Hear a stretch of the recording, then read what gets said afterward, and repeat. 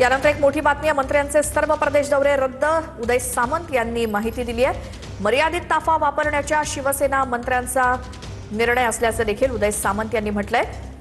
अनेकांनी आता electric car वापरायला सुरुवात केली आहे। स्वतः मंत्री उदय सामंत त्यासोबत उपमुख्यमंत्री एकनाथ शिंदे यांनी इलेक्ट्रिक कारचा वापर केलाय। त्यामुळे मर्यादित ताफा मंत्र्यांनी वापरण्याचा निर्णय सेनेच्या मंत्र्यांनी घेतल्याचं उदय सामंत यांनी म्हटलंय।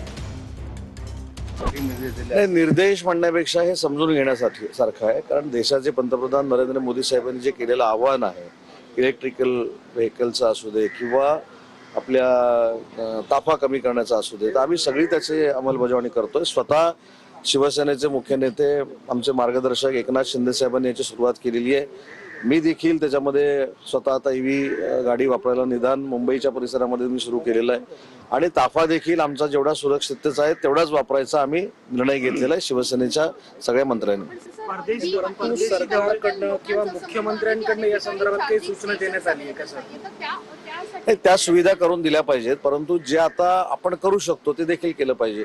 आताच आपण मला विचारलं की परदेश दौऱ्याच्या बाबतीत, परदेश दौरे सगळे रद्द झालेले आहेत। त्याच्यानंतर शेवटी परदेश दौरे रद्द हे सांगून करण्यापेक्षा जे आव्हान केलेलं आहे त्या आव्हानाला प्रतिसाद म्हणून अनेक मंत्री महोदयांनी त्यांचे परदेश दौरे देखील रद्द केलेले आहेत। त्याच्यामध्ये शंभूराज देसाई असतील, आमचे आशिष शेलार साहेब असतील।